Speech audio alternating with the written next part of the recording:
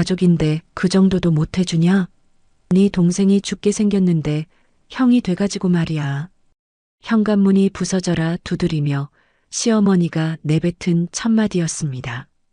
우리가 힘들어 도와달라고 할 땐 소금까지 뿌리며 연끈 짜고 내쫓더니 이제 와서 가족 타령을 하는 꼴이 참 우스워 보였죠.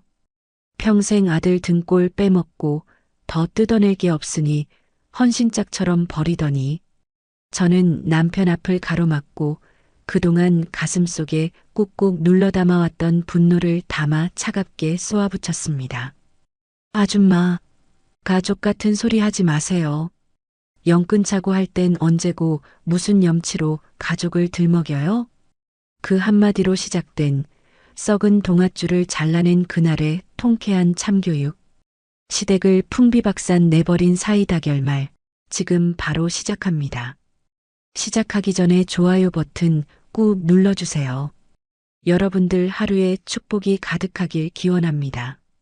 저는 딸만 셋인 집안의 막내로 태어나서 부모님의 사랑을 그야말로 독차지하며 자랐어요.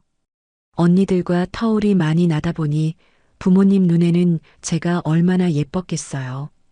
뭐 하나 부족함 없이 구김살 없이 자란 덕분에 자존감 하나는 하늘을 찌를 듯 높았고 할 말은 꼭 해야 직성이 풀리는 똑부러지는 성격이었죠. 그런 제가 선택한 남자는 덩치는 산만하지만 우직함 그 자체인 사람이었어요. 연애할 때 남편은 정말이지 곰 같은 남자였습니다. 요령 피울 줄 모르고 그저 성실하게 일만 하는 모습이 듬직해 보였고 저런 남자라면 평생 나를 굶기지는 않겠구나 하는 확신이 들더라고요. 포크레인 기사로 일하면서 거친 현장 밥을 먹은 지 오래됐지만 심성은 비단결처럼 고와서 저한테 껌뻑 죽는 신용까지 하는 걸 보며 이 남자다 싶어 결혼을 결심했죠. 그런데 결혼 준비를 본격적으로 시작하면서 우리는 첫 번째 난관에 봉착하고 말았어요. 예식장 예약하고 신혼집 알아보려면 당연히 서로 모아둔 돈을 공개해야 하잖아요. 저는 직장 생활하며 알뜰살뜰 모은 돈과 부모님이 보태주신 결혼 자금을 합쳐서 꽤 넉넉하게 준비를 마친 상태였는데 남편이 쭈뼛거리며 내민 통장을 보고 저는 그 자리에서 얼음이 되고 말았어요. 빵원. 정말 문자 그대로 잔고가 바닥을 기고 있더라고요. 아니, 빵원이면 차라리 다행이지 마이너스 통장까지 쓰고 있는 걸 보고 기가 막혀서 말이 안 나왔어요.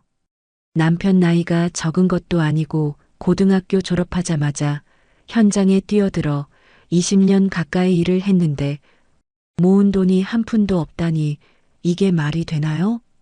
도박을 한 것도 아니고 술을 퍼마신 것도 아닌데 돈이 다 어디로 증발했나 싶어서 따져 물었더니 남편이 고개를 푹 숙이고는 기어들어가는 목소리로 말하더라고요. 그게 뭔가 빚 갚고 동생 학비 대느라 그랬어. 엄마가 힘들다고 하시는데 장남인 내가 모른 척 할 수가 없잖아. 알고 보니 제 남편 세상에 둘도 없는 효자였어요. 그것도 그냥 효자가 아니라 제 살 깎아 먹는지도 모르고 부모 형제한테 모든 걸 갖다 바치는 병적인 수준의 효자병 환자였던 거죠. 시아버님이 일찍 돌아가시고 홀어머니 밑에서 자랐다는 건 알고 있었지만 그 속사정이 이렇게까지 처참할 줄은 꿈에도 몰랐거든요. 사연을 들어보니 기가 차더라고요. 남편이 고등학생 때 아버님이 돌아가시자마자 시어머니는 아직 교복도 벗지 않은 아들을 붙잡고 눈물을 쥐어짜며 말씀하셨대요.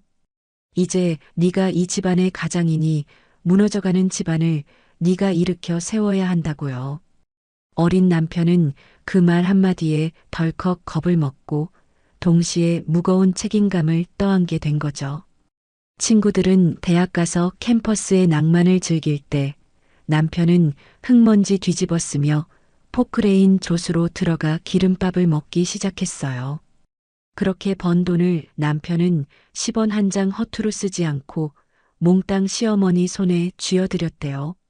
자기는 컵라면으로 끼니 때우고 작업복이 해져서 너덜거릴 때까지 입으면서도 집에 돈 갖다 줄 생각에 힘든 줄도 몰랐다는데 그 이야기를 듣는 제 가슴이 다 미어지더라고요.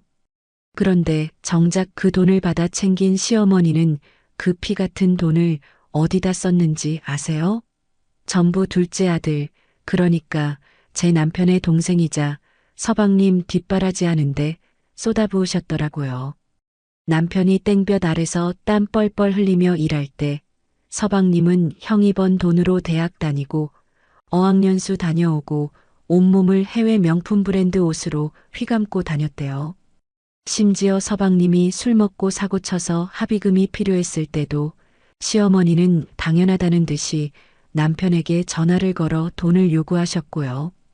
그때 합의금이 자그마치 5천만 원이었다는데 남편은 그 큰 돈을 마련하려고 대출까지 받아가며 막아줬다는 거예요. 제가 너무 화가 나서 남편 가슴을 퍽 치며 소리쳤어요. 자기 바보야? 어떻게 그럴 수가 있어? 자기는 안 먹고 안 입고 번 돈을 왜 동생한테 다 퍼줘? 5천만 원이 누구 집 개 이름이야? 제 말에 남편은 씁쓸하게 웃으며 대답하더라고요. 그래도 어떡해.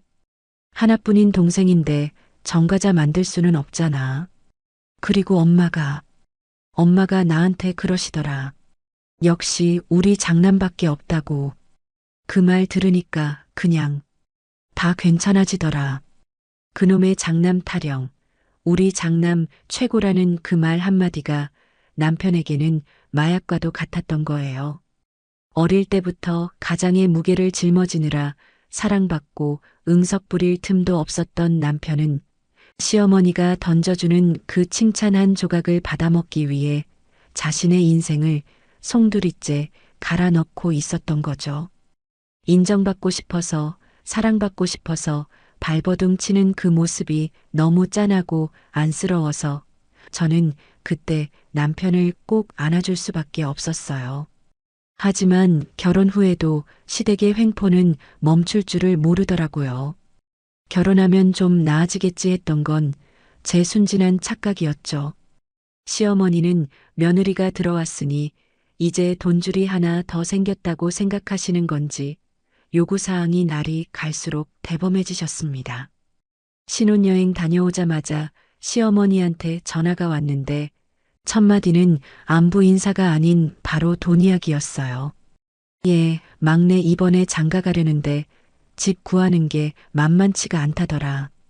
형인 네가 좀 보태줘야 하지 않겠냐? 너희는 맞벌이 하니까 여유 좀 있잖니. 기가 막혀서 말이 안 나오더라고요. 우리는 전세 자금 대출받아서 겨우 시작했는데 서방님은 집을 사주라는 게 말이 되나요? 남편이 난처해하며 우물쭈물하니까 시어머니 목소리가 단박에 날카로워지더라고요. 너 지금 엄마 말 거역하는 거냐? 키워준 공도 모르고 결혼한 지 얼마나 됐다고 마누라 치마폭에 쌓여서 네 동생 나 몰라라 하겠다는 거야? 내가 널 어떻게 키웠는데? 수화기 너머로 들려오는 그 쩌렁쩌렁한 목소리에 제가 다 심장이 벌렁거리는데 남편은 익숙하다는 듯 한숨을 푹 쉬더라고요. 그뿐만이 아니에요. 김장철 되면 배춧값 내놔라. 친구들은 다 해외여행 가는데 나만 못 가니 여행 보내달라. 툭하면 전화해서 돈 타령을 하시는데 정말이지 노이로제 걸릴 지경이었어요. 제가 참다 못해 남편에게 따졌어요. 여보, 우리도 이제 가정을 꾸렸잖아. 언제까지 어머님한테 휘둘릴 거야? 우리 미래는 생각 안 해? 서방님은 사지가 멀쩡한데 왜 자기가 집까지 해줘야 해? 그러면 남편은 고개를 푹 숙인 채 세상 잃은 표정으로 말해요. 미안해. 이번 한 번만, 딱 이번 한 번만 도와주자. 엄마가 저렇게 원하시는데 내가 어떻게 거절해. 내가 더 열심히 일해서 벌게. 응? 남편의 그 간절한 눈빛을 보면 마음이 약해져서 넘어가주고 또 넘어가주고 했던 게 화근이었나 봐요. 남편은 무리해서라도 시어머니 요구를 들어드렸고 시어머니는 돈을 받을 때만 잠깐 남편을 추켜 세워주셨어요.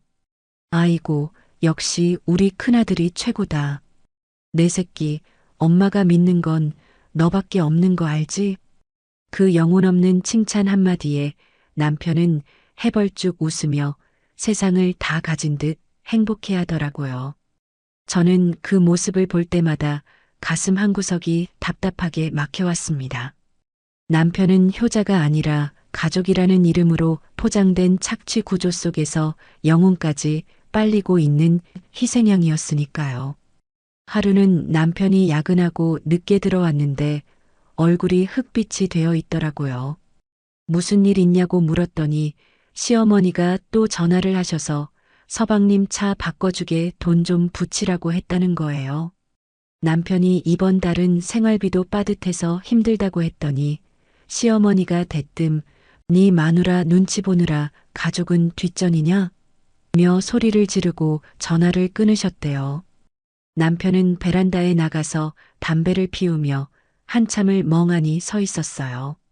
그 넓은 등판이 어찌나 작고 초라해 보이던지 저는 다가가서 남편의 등을 가만히 쓸어내렸어요.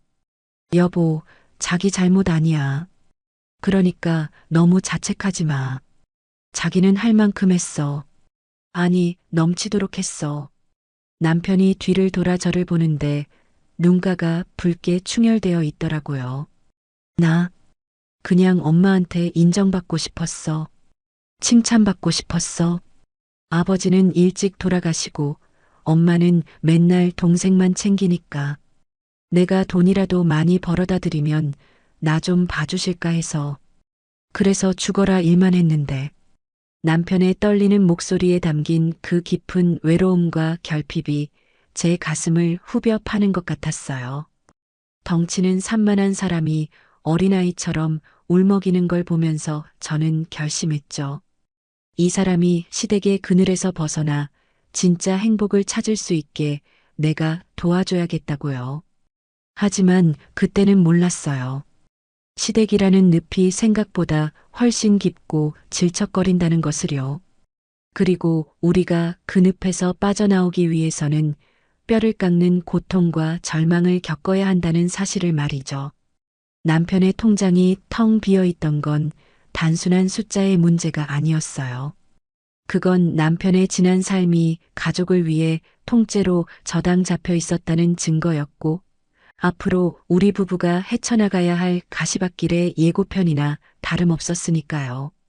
그래도 저는 남편의 성실함을 믿었고 우리의 사랑을 믿었어요. 우리가 힘을 합치면 어떤 시련도 이겨낼 수 있을 거라고 그렇게 순진하게 믿고 있었던 거죠. 하지만 현실은 드라마보다 더 잔혹하게 우리를 몰아붙일 준비를 하고 있었어요. 다가올 폭풍을 짐작조차 하지 못한 채 우리는 그렇게 서로를 의지하며 불안한 하루하루를 버티고 있었답니다. 인생이라는 게 참 그래요. 잔잔한 호수 같다가도 어느 날 갑자기 거대한 쓰나미가 몰려와서 모든 걸 휩쓸어 가버리잖아요. 저희 부부에게 그 쓰나미는 정확히 3년 전 차가운 바람이 불기 시작하던 늦가을에 찾아왔어요. 그때를 떠올리면 지금도 가슴 한구석이 서늘해지고 손끝이 떨려오는데요. 그날 우리가 겪었던 그 모멸감과 배신감은 평생 지워지지 않을 상처로 남았거든요. 3년 전 건설 경기가 꽁꽁 얼어붙으면서 남편의 일감이 거짓말처럼 뚝 끊겼어요. 원래 겨울철이 비수기라고는 하지만 그 해에는 정말 심각했죠. 남편이 아침 일찍 인력사무소에 나가도 허탕치고 돌아오는 날이 부지기수였고 포크레인은 주차장에 덩그러니 서서 먼지만 뒤집어 쓰고 있었어요. 문제는 매달 꼬박꼬박 나가야 하는 포크레인 할부금과 생활비였습니다. 수입은 제로인데 지출은 그대로니까 통장 잔고가 바닥나는 건 순식간이더라고요. 처음에는 제가 모아둔 비상금으로 어떻게든 막아봤는데 그것도 한두 달이지 밑 빠진 독에 물붓기였어요. 급기야 카드 대금 연체 문자가 날아오고 대출 이자 독촉 전화가 빗발치기 시작하는데 정말 피가 마르는 기분이었어요. 남편은 자존심 다 버리고 뭐라도 해야겠다며 일용직 막노동이라도 알아보러 다녔지만 당장 발등에 떨어진 급한 불인 1,000만 원을 메우기에는 턱없이 부족했죠. 1,000만 원. 누구에게는 껌값일지 몰라도 당장 우리에게는 목숨줄이나 다름없는 큰 돈이었습니다. 당장 다음 달 할부금을 못 내면 생계수단인 포크레인이 압류될 위기였으니까요. 밤새 끙끙 앓던 남편이 퀭한 눈으로 저를 보며 조심스럽게 말을 꺼내더라고요. 여보, 우리 엄마한테 한번 부탁해보자. 내가 그동안 해드린 게 얼만데 1,000만 원 정도는 빌려주시지 않겠어? 그냥 달라는 것도 아니고 이자 쳐서 갚겠다고 하면. 저는 솔직히 내키지 않았어요. 시어머니가 돈 앞에서는 피도 눈물도 없는 분이라는 걸 뻔히 아는데 과연 도와주실까 싶었거든요. 하지만 지푸라기라도 잡고 싶은 심정이었던 남편의 그 절박한 눈빛을 외면할 수가 없었어요. 그래, 설마 아들이 죽게 생겼는데 모른 척 하시겠어? 하는 일말의 기대를 안고 우리는 무거운 발걸음으로 시댁으로 향했습니다. 시댁 대문을 들어서는데 분위기가 싸하더라고요. 거실 소파에는 시어머니가 다리를 꼬고 앉아 TV를 보고 계셨고 그 옆에는 서방님과 동서가 깐족거리는 표정으로 과일을 먹고 있었습니다. 우리가 들어갔는데도 본체만체 하시길래 남편이 먼저 무릎을 꿇고 앉았어요. 저도 얼떨결에 남편 옆에 무릎을 꿇었죠. 엄마, 드릴 말씀이 있어요. 이번에 경기가 너무 안 좋아서 기계 할부금이 밀렸어요. 당장 1,000만 원만 융통해 주시면 제가 이자까지 쳐서 꼭 갚을게요. 제발 좀 도와주세요. 남편이 고개를 푹 숙이고 사정하는데 제 가슴이 찢어지는 것 같았어요. 평생을 가족 위해 헌신한 장남이 고작 돈 1,000만 원 때문에 어머니 앞에서 죄인처럼 빌어야 한다니 이게 말이 되나요? 그런데 시어머니 반응이 가관이었어요. TV 채널을 돌리며 콧방귀를 흥기시더니 싸늘한 눈빛으로 남편을 쏘아보시더라고요. 뭐? 1,000만 원? 야, 너 지금 제정신이냐? 장남이라는 놈이 효도는 못할 망정. 이제 와서 애미 돈을 뜯어가려고 해. 엄마, 뜯어가는 게 아니라 빌려달라는 거잖아요. 포크레인 넘어가게 생겨서 그래요. 저 진짜 급해요. 남편이 울먹이며 매달리는데 옆에서 과일 씹어 먹던 서방님이 끼어들더라고요. 형, 능력 없으면 그냥 기계 팔고 노가다나 뛰지 그래. 왜 엄한 엄마 돈을 넘마? 형수도 그래요. 어떻게 염치 없이 여기까지 와서 돈 타령이에요? 순간 제 귀를 의심했어요. 아니, 저 인간이 지금 뭐라고 짓거리는 거야? 형이지 대학 등록금 대주고 합의금까지 물어줬는데 은혜는 못 갚을 망정 비아냥거리는 꼴이라니. 남편도 참다 못해 벌떡 일어나서 소리쳤어요. 아, 너 말 다 했냐? 내가 네 뒷바라지 하느라 쓴 돈이 얼만데. 네가 사고 쳤을 때 합의금 5,000만 원. 그거 누가 해줬어? 내가 해줬잖아. 근데 형이 힘들다는데 그따위로 말을 해? 남편이 핏대를 세우며 대드니까 시어머니가 벌떡 일어나더니 다짜고짜 남편의 뺨을 짝 하고 올려붙이시는 거예요.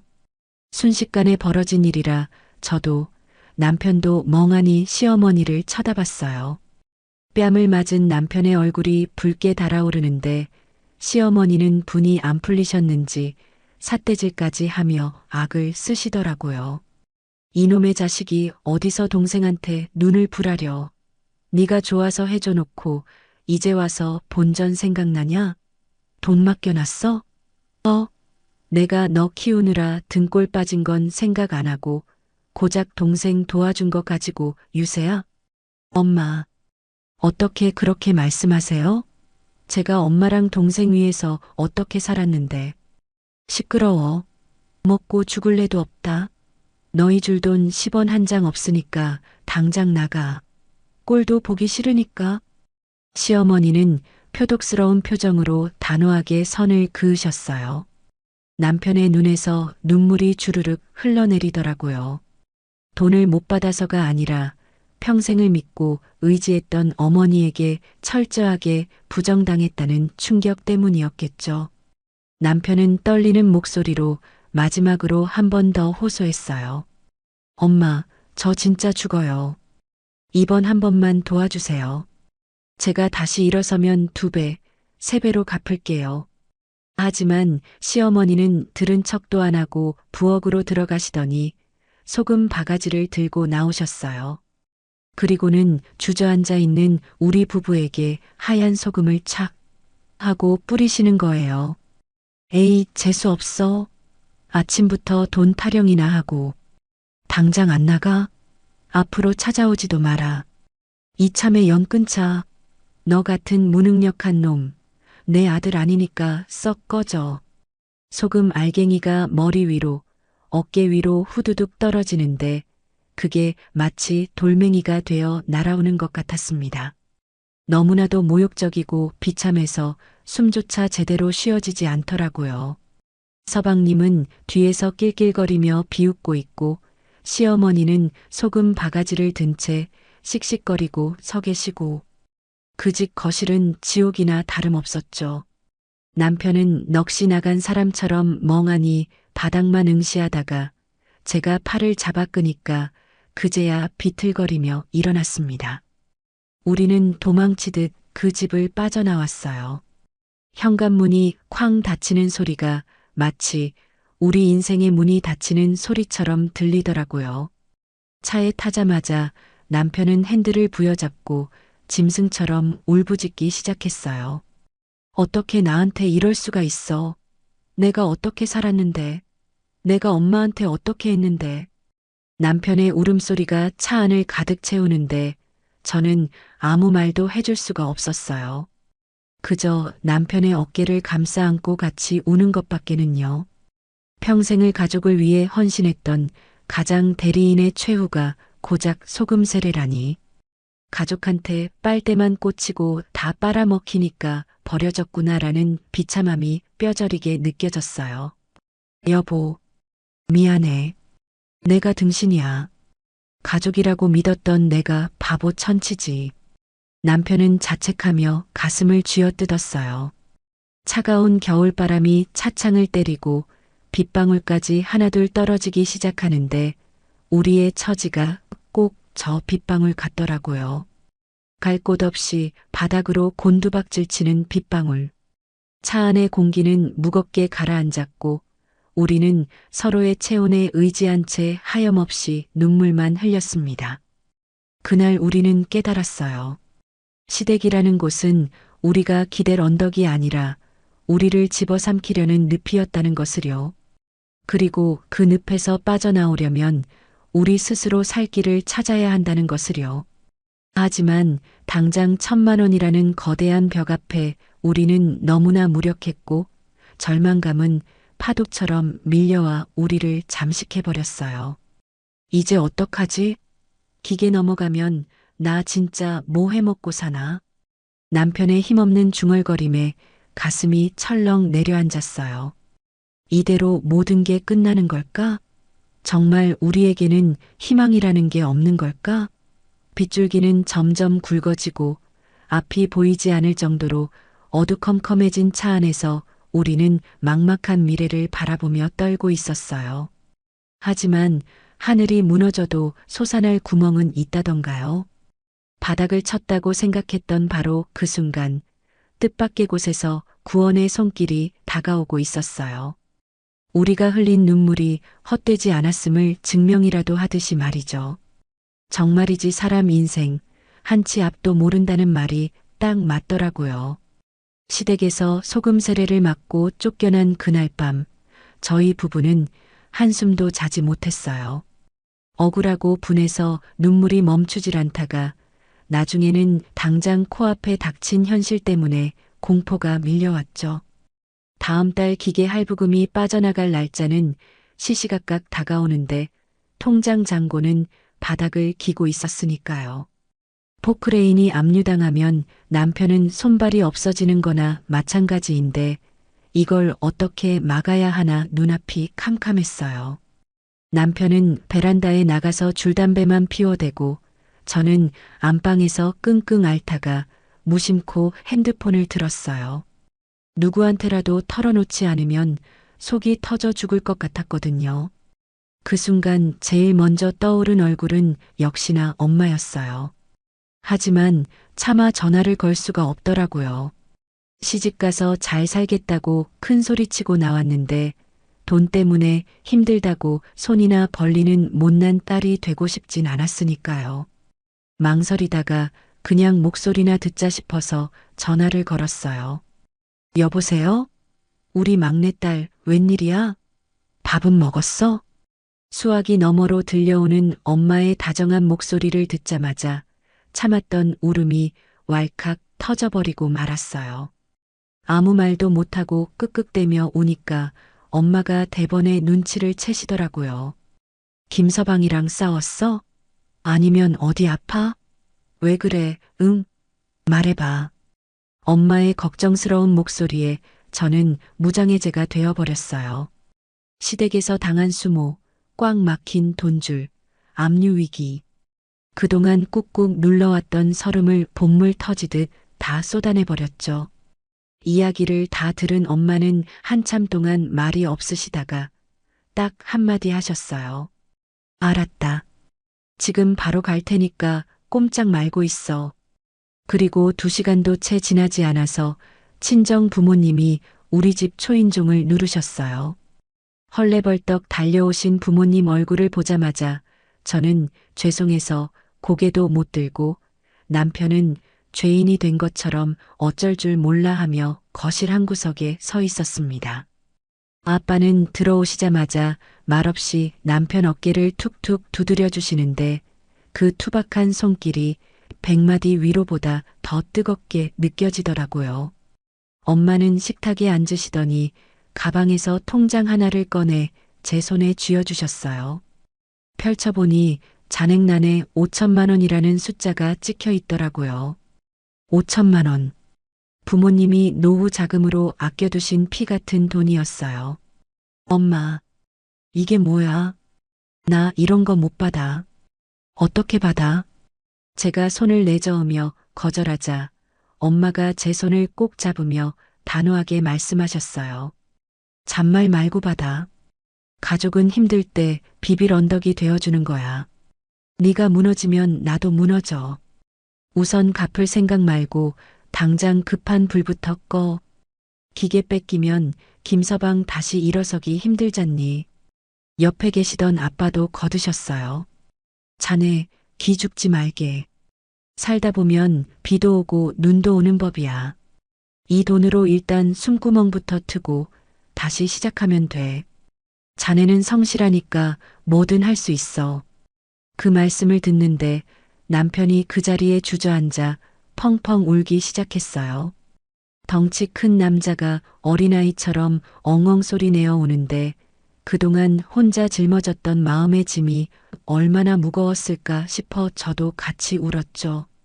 남편은 장인어른, 장모님 앞에서 무릎을 꿇고 맹세했습니다. 장모님, 장인어른 정말 죄송합니다. 그리고 감사합니다. 평생 이 은혜 잊지 않고 살겠습니다. 제가 죽으림을 다해서 꼭 보답할게요. 진짜 열심히 살겠습니다. 남편의 울음 섞인 다짐에 엄마는 그래, 그거면 됐다. 밥은 먹었어? 밥부터 먹자며 부엌으로 들어가 쌀을 씻으셨어요. 그날 우리가 먹은 밥은 눈물 젖은 밥이었지만 세상 그 어떤 진수성찬보다 따뜻하고 든든했어요. 친정 부모님의 도움으로 급한 불을 끄고 나니 남편의 눈빛이 달라지더라고요. 예전에 그저 착하기만 했던 순둥이가 아니었어요. 도끼를 품었다고 해야 할까요? 반드시 성공해서 보란듯이 갚겠다는 오기가 생긴 것 같았죠. 남편은 새벽 4시면 일어나서 현장으로 나갔어요. 일감이 없으면 인력사무소에 가서 잡부일이라도 마다하지 않았고 밤에는 대리운전까지 뛰며 닥치는 대로 돈을 벌었어요. 좀 쉬어가면서 해라고 말려도 남편은 지금 쉴 때가 아니야. 장인어른 얼굴 볼 면목이라도 만들려면 이 정도는 아무것도 아니야라며 고집을 꺾지 않더라고요. 그렇게 미친 듯이 일하던 어느 날 정말 기적 같은 기회가 찾아왔어요. 친정 아빠가 동네 기원에서 바둑을 두시다가 지인분을 만나셨는데 알고 보니 그분이 이번에 큰 광급 공사를 맡게 된 현장 소장님이셨던 거예요. 소장님이 요새 젊은 기사들은 끈기가 없어서 큰일이야. 성실하고 기술 좋은 포크레인 기사 어디 없나? 하고 한탄하시더래요. 그 얘기를 듣자마자 아빠가 무릎을 탁 치며 사위 자랑을 늘어놓으셨대요. 내 사위라서가 아니라 이 친구가 정말 진국이야. 기술은 말할 것도 없고 성실함 하나는 내가 보증하네. 새벽부터 밤까지 요령 한 번 안 피우는 친구야. 한번 써봐. 절대 후회 안 할 걸세. 아빠의 강력한 추천 덕분에 남편은 그 광급 공사 현장에 투입될 수 있었어요. 사실 처음에는 백으로 들어왔다는 시선 때문에 텃세도 좀 있었대요. 하지만 남편이 누구예요?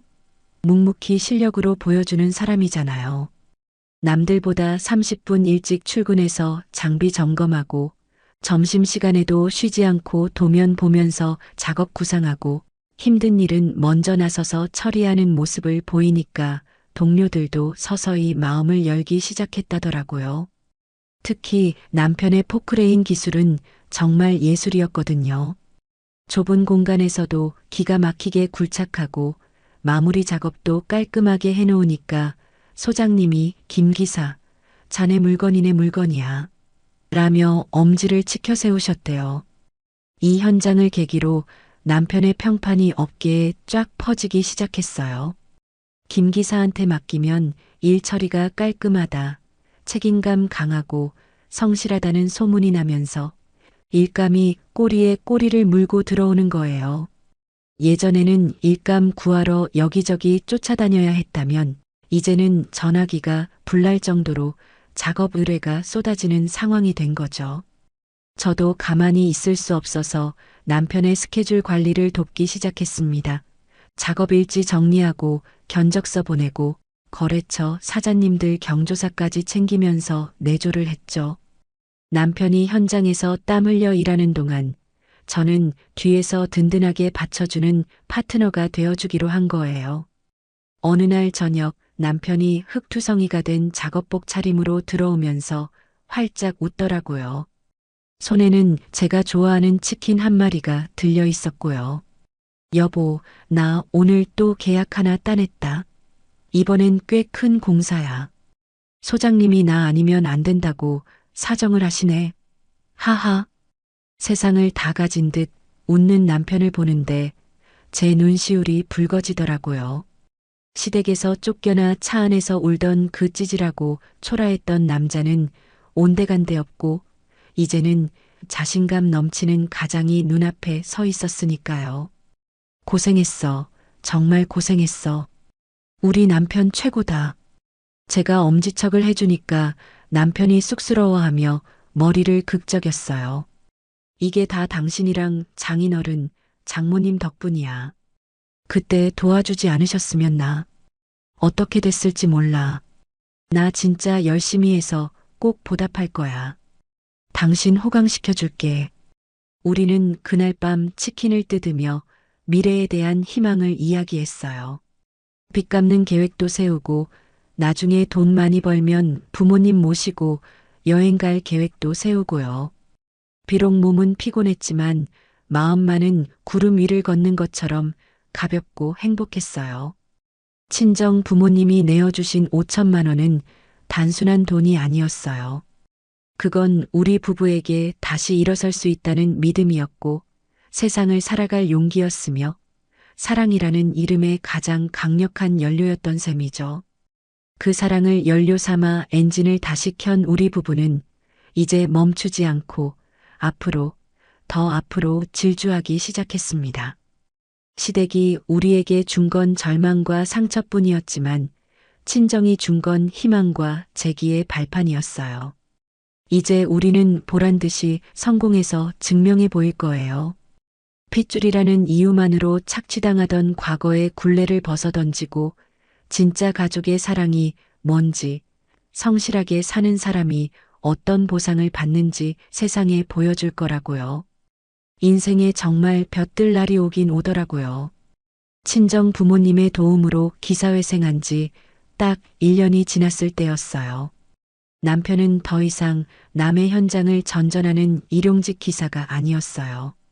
일이 얼마나 물밀듯이 들어오는지 혼자서는 감당이 안 돼서 아예 정식으로 중장비 사무소를 차리게 되었거든요. 간판 달던 날 남편이 사다리 위에서 내려와 땀을 닦으며 저를 보는데 그 눈빛이 얼마나 벅차 보이던지 저도 덩달아 코끝이 찡해지더라고요. 여보, 나 이제 진짜 사장님 소리 듣는 거야?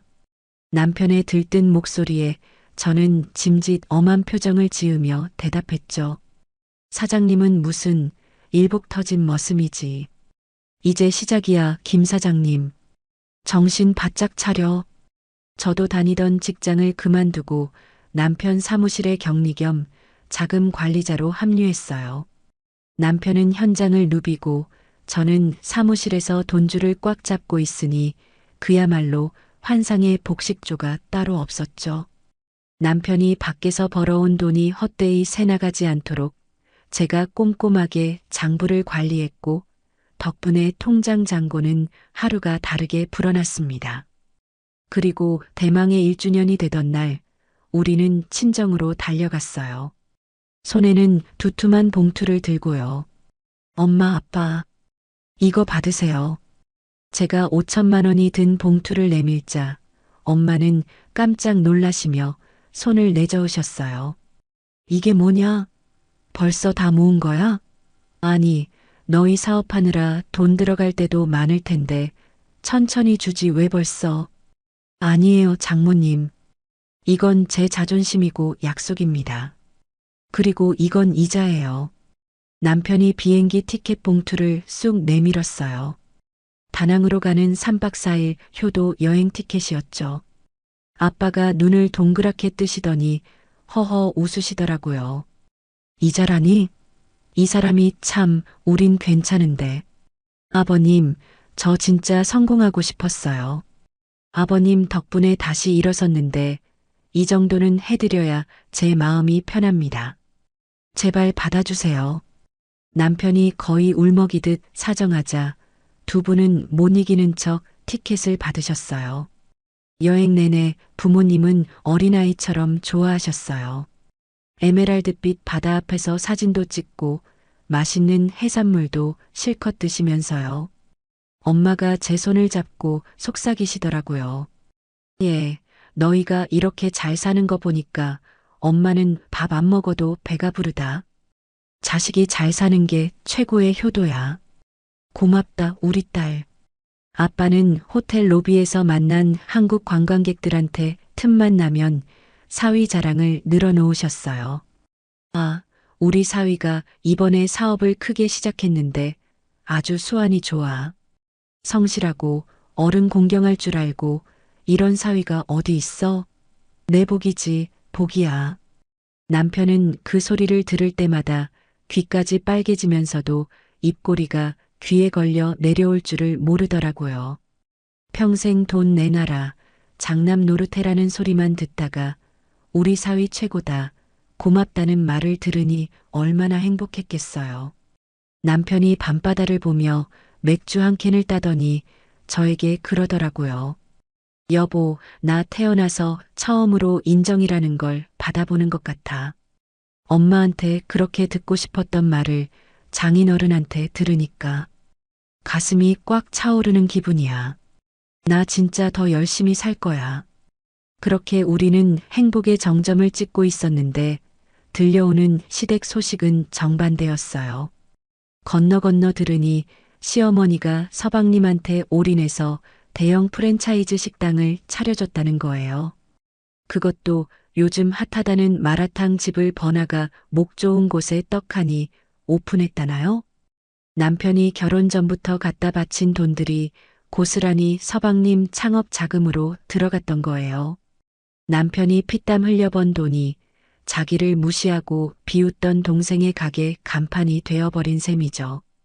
제가 열불이 나서 펄펄 뛰었어요. 자기야, 들었어? 아니, 큰아들한테는 1,000만 원도 안 주면서 막내는 사장님 만들어주는 게 말이 돼? 억울하지도 않아? 남편은 씁쓸한 표정으로 한숨을 내쉬더니 담담하게 말하더라고요. 됐어. 어차피 내 손 떠난 돈이야. 수업료 비싸게 냈다고 치지 뭐. 그 돈으로 동생이 정신 차리고 잘 살면 다행이고 아니면 뭐 어쩌겠어. 남편은 이미 마음 정리가 끝난 듯 쿨하게 털어버리더라고요. 오히려 악에 받쳐 씩씩거리는 저를 달래주기까지 했어요.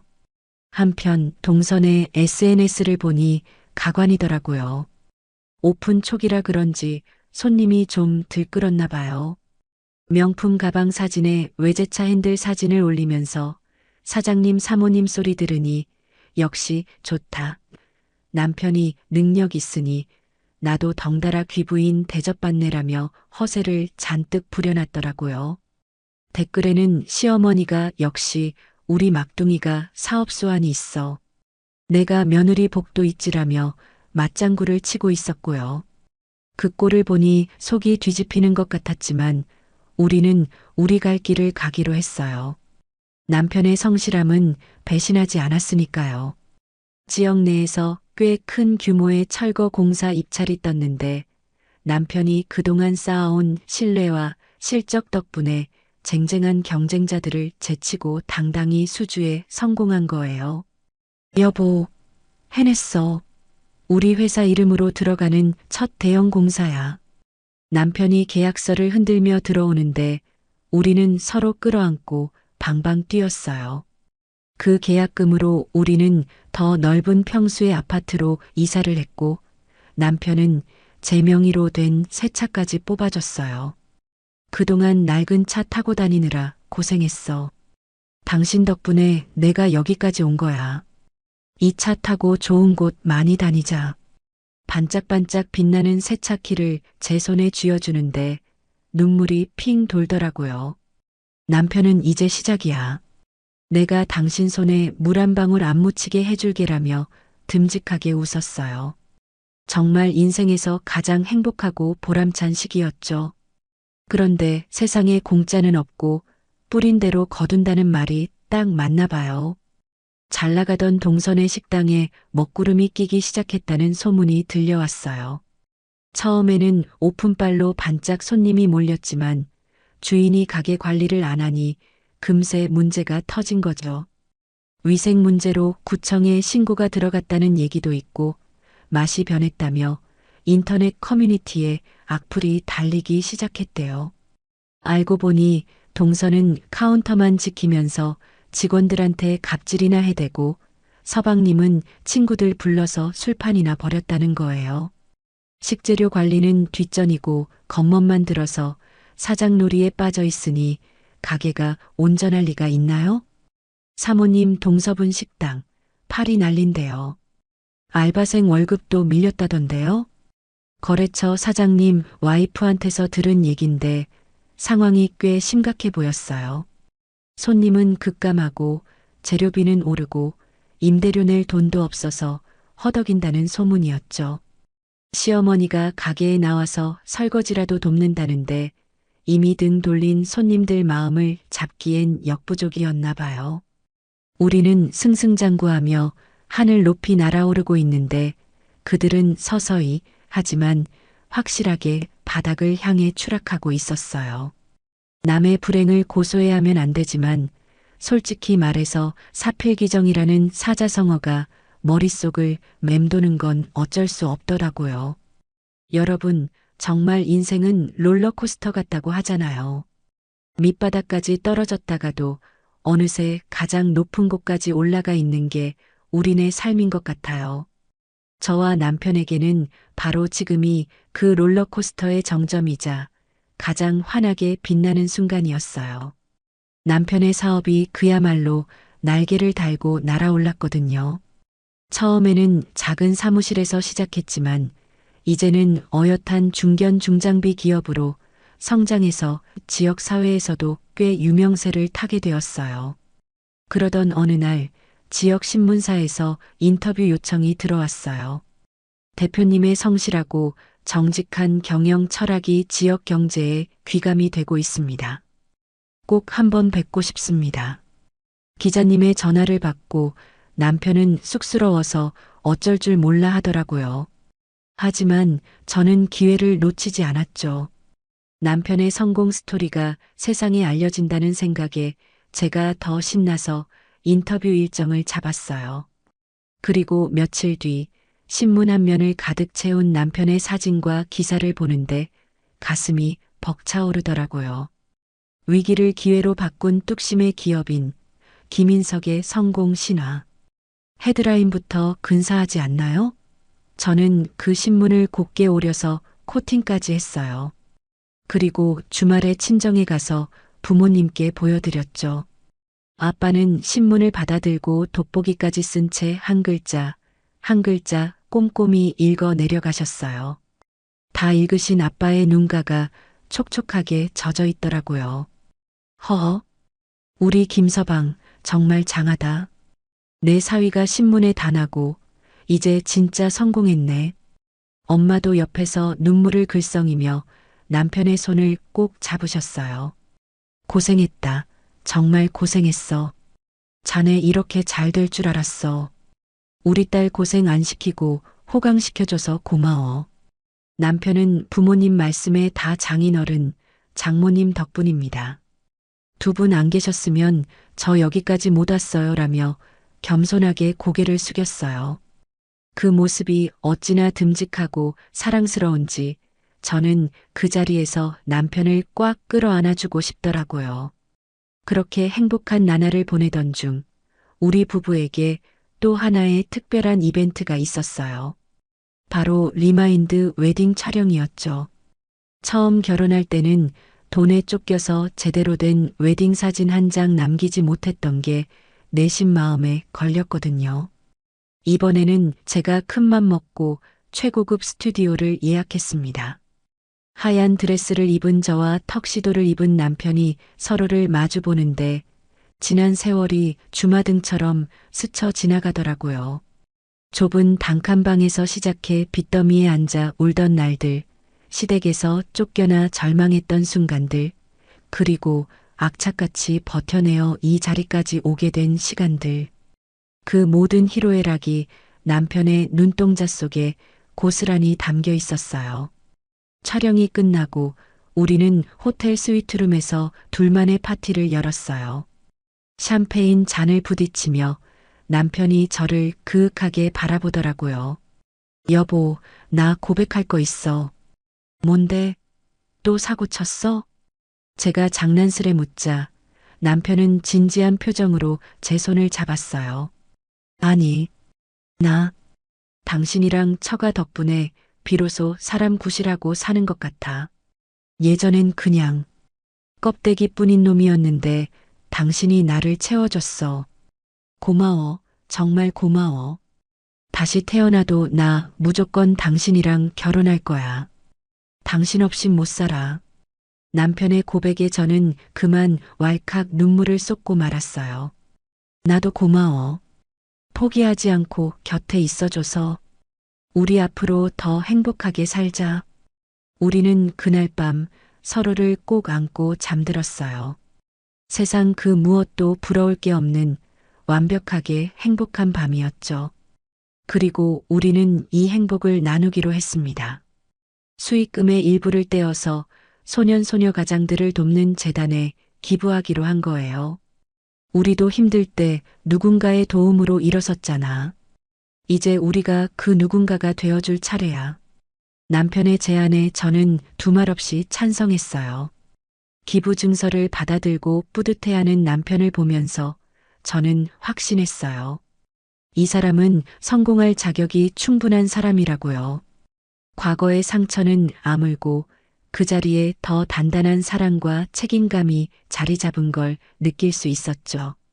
하지만 빛이 강하면 그림자도 짙다고 했던가요? 바로 시댁, 정확히 말하면 동선의 이야기였죠. 처음에는 그냥 장사가 좀 안 된다는 소문 정도였는데 갈수록 상황이 심각해지더라고요. 알고 보니 동선의 부부가 욕심을 부려 무리하게 2호점을 냈다가 쫄딱 망하게 된 거였습니다. 그뿐만이 아니었어요. 본점도 관리가 엉망이라 손님이 뚝 끊긴 마당에 2호점 빚까지 떠안게 되니 감당이 안 되는 건 불보듯 뻔한 일이었죠. 게다가 동선은 가게 일은 뒷전이고 스트레스 푼답시고 쇼핑 중독에 빠져서 백화점을 제 집 드나들듯 했대요. 카드값은 연체되고 빚 독촉장은 쌓여가는데도 정신 못 차리고 명품 가방 사들이는데 혈안이 되어 있었다나 봐요. 급기야 시어머니가 나섰어요. 평생 모은 돈을 다 털어놓고도 모자라서 살고 계신 집까지 담보로 대출을 받아 막아주셨다는 거예요. 내 새끼 죽는 꼴 못 본다며 밑 빠진 독에 물 붓기를 자처하신 거죠. 하지만 빚이라는 게 어디 가나요? 둑이 터지듯 불어나는 이자를 감당하기엔 역부족이었어요. 결국 동선의 식당은 폐업 신고를 했고 시어머니 집까지 경매로 넘어갈 위기에 처했다는 소식이 들려왔습니다. 동네 사람들 입방아에 오르내리는 건 물론이고 빚쟁이들이 시도 때도 없이 찾아와 행패를 부린다는 흉흉한 소문까지 돌더라고요. 아이고, 그 집 며느리는 도망갔다던데? 아들은 술독에 빠져 살고 노인네 혼자 빚쟁이들 상대하느라 골병 들었대. 시장 통해서 우연히 들은 아주머니들의 수군거림에 제 가슴이 철렁 내려앉았어요. 물론 우리를 버린 사람들이지만 그래도 남편을 낳아준 어머니인데 마음이 편치만은 않더라고요. 남편에게 이 사실을 말해야 하나 말아야 하나 고민하다가 결국 슬쩍 운을 떼봤어요. 여보, 혹시 어머님 소식 들었어? 동선의 가게 망하고 집까지 넘어가게 생겼다던데. 남편은 하던 일을 멈추고 잠시 생각에 잠기는 듯 하더니 이내 덤덤한 표정으로 대답했어요. 그래, 뭐 자업자득이지. 우리가 신경 쓸 일 아니야. 그 사람들은 이미 우리 가족 아니잖아. 남편의 말은 차가웠지만 눈빛까지 차갑지는 않았어요. 씁쓸함과 안타까움, 그리고 복잡한 감정이 뒤섞인 눈빛이었죠. 하지만 남편은 더 이상 흔들리지 않았어요. 과거의 미련에 발목 잡히기엔 지금 우리가 지켜야 할 것들이 너무나 소중했으니까요. 동선의 가게 앞을 지나갈 일이 있었는데 그 화려하던 간판이 흉물스럽게 뜯겨나가고 임대문의 종이만 펄럭거리고 있더라고요. 유리창 너머로 보이는 내부는 집기들이 어지럽게 널브러져 있어서 마치 전쟁터 같았습니다. 그 폐허를 보면서 저는 씁쓸한 기분을 지울 수가 없었어요. 남편 돈 뺏어가서 차린 가게가 이렇게 허무하게 무너지는 꼴이라니. 들리는 소문으로는 동서는 빚쟁이들 피해서 친정으로 도망갔고 서방님은 술에 절어 살면서 매일같이 시어머니한테 돈 내놓으라고 행패를 부린대요. 시어머니는 그런 아들 말리느라 온몸에 멍이 들 지경이고 밤마다 빚쟁이들이 대문 두드리는 소리에 잠도 못 주무신다고 하더라고요. 쯧쯧, 늙어서 무슨 꼴이야. 큰아들 내쫓을 땐 기세등등하더니 결국 저렇게 될 줄 알았다니까. 동네 슈퍼 아줌마가 혀를 차며 하는 말을 들으니 참 사람 인생 허무하다는 생각이 들었어요. 뿌린 대로 거둔다는 말이 괜히 있는 게 아니구나 싶었죠. 남편을 헌신짝처럼 버리고 막내 아들만 싸고 돌던 시어머니의 말로가 이렇게 비참할 줄이야. 하지만 우리는 그런 시댁의 불행에 일일이 반응할 시간이 없었어요. 우리에게는 지켜야 할 직원들이 있고 책임져야 할 현장이 있고 무엇보다 소중한 우리 가족의 미래가 있으니까요. 남편은 더욱더 일에 매진했어요. 내가 흔들리면 안 돼. 나는 이제 혼자가 아니니까라며 마음을 다잡는 남편을 보며 저도 힘을 냈죠. 우리는 승승장구하며 하늘을 날고 있었지만 그들은 탐욕의 무게를 이기지 못하고 바닥으로 추락하고 있었어요. 이 극명한 대비가 보여주는 진실은 명확했죠. 성실함은 배신하지 않지만 욕심은 반드시 파멸을 부른다는 것. 호사다마라고 했던가요? 좋은 일에는 꼭 막아 낀다는 옛말이 하나도 틀린 게 없더라고요. 남편의 사업이 그야말로 파죽지세로 성장하면서 우리는 눈코 뜰 새 없이 바쁜 나날을 보내고 있었습니다. 밀려드는 공사 의뢰를 소화하느라 남편은 몸이 10개라도 모자랄 지경이었죠. 이러다 우리 김 대표님 쓰러지겠어. 좀 쉬면서 해라고 제가 몇 번이나 말렸지만 남편은 물 들어올 때 노저어야지. 그리고 나 믿고 일 맡겨준 사람들인데 대충 할 수 없잖아라며 고집을 피웠어요. 그놈의 성실함이 최고의 무기이자 때로는 사람을 불안하게 만드는 시한폭탄 같았죠. 그러던 어느 날 오후였어요. 사무실에서 세금 계산서를 발행하고 있는데 갑자기 제 핸드폰이 미친 듯이 울려대는 거예요. 발신자는 남편과 함께 현장에 나간 김 반장님이었어요. 평소에 근무 시간에는 절대 전화를 안 하시는 분이라 순간적으로 등골이 서늘해지더라고요. 여보세요? 반장님, 무슨 일이세요? 사모님, 큰일 났습니다. 대표님이 현장에서 사고를 당하셨어요. 그 말을 듣는 순간 심장이 쿵하고 발밑으로 떨어지는 것 같았어요. 머릿속이 하얘지면서 아무 생각도 안 나고 손이 덜덜 떨리더라고요. 네, 사고라니요? 많이 다쳤나요? 의식은요? 다행히 의식은 있으신데 다리가 구조물에 깔려서 다리가 부러진 것 같아요. 지금 구급차 타고 병원으로 가고 있습니다. 빨리 오셔야 할 것 같습니다. 저는 전화를 끊자마자 가방을 챙겨 들고 병원으로 달렸어요. 운전대를 잡은 손이 어찌나 떨리던지 신호 대기 중에 몇 번이나 심호흡을 해야 했는지 몰라요. 응급실 앞에 도착해서 문을 박차고 들어가니 침대에 누워있는 남편의 모습이 보였어요. 작업복은 흙투성이에 찢겨 있었고 오른쪽 다리에는 붕대를 칭칭 감고 고통스러워하고 있더라고요. 여보, 어떻게 된 거야? 괜찮아? 나 알아보겠어? 제가 울먹이며 달려가니까 남편이 식은땀을 흘리면서도 애써 웃어 보이더라고요. 놀랐지. 미안해. 별거 아니야. 그냥 좀 미끄러졌어.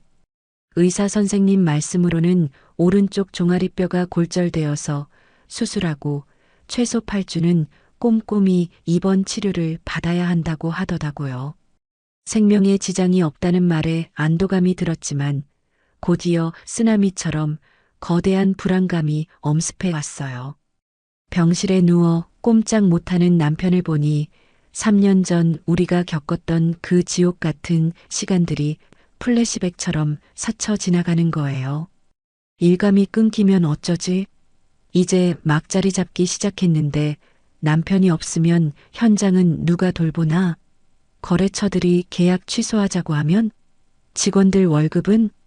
마치 돈 1,000만 원 때문에 벌벌 떨던 그 시절로 돌아간 것 같은 공포가 저를 집어삼키려 했어요. 다시 무너지면 어쩌나, 다시 그 비참한 바닥으로 굴러떨어지면 어쩌나 하는 생각에 숨이 턱턱 막히더라고요. 남편도 제 표정을 읽었는지 아픈 와중에도 제 손을 잡으며 미안해했어요.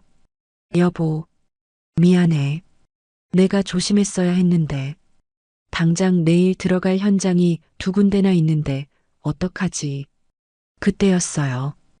병실 문이 드르륵 열리더니 익숙한 목소리가 들려왔어요. 어휴, 김서방. 이게 무슨 날벼락이야. 친정 엄마와 아빠가 양손 가득 짐을 들고 달려오신 거예요. 엄마는 들어오시자마자 보온병 뚜껑을 여시는데 구수한 사골국 냄새가 병실 가득 퍼지더라고요. 엄마, 어떻게 알고 왔어? 김 반장이 전화했더라. 너 놀라서 경황 없을 것 같다고. 아이고, 다리 좀 봐.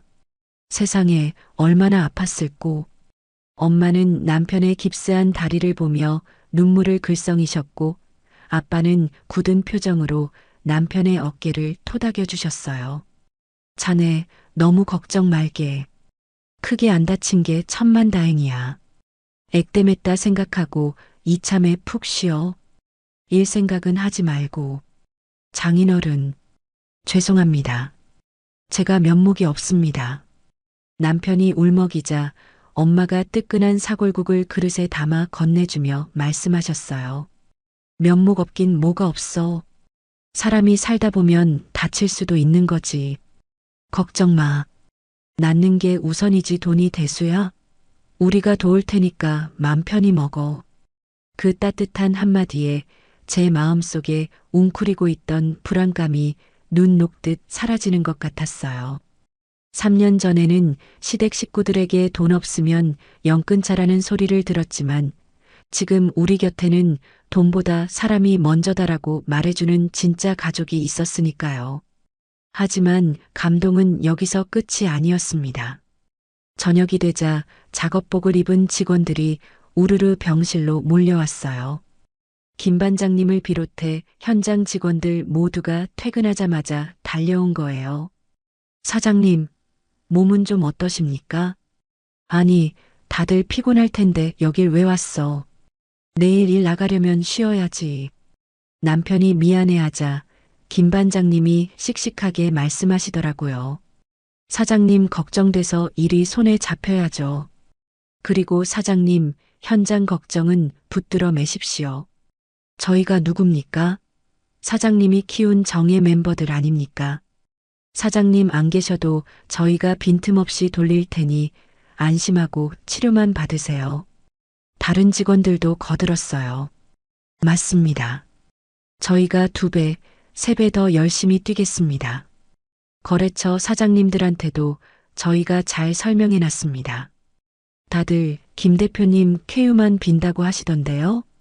그 말을 듣는데 남편의 눈에서 굵은 눈물방울이 뚝뚝 떨어지더라고요. 직원들의 손을 일일이 잡으며 고맙다, 정말 고맙다는 말만 반복했어요.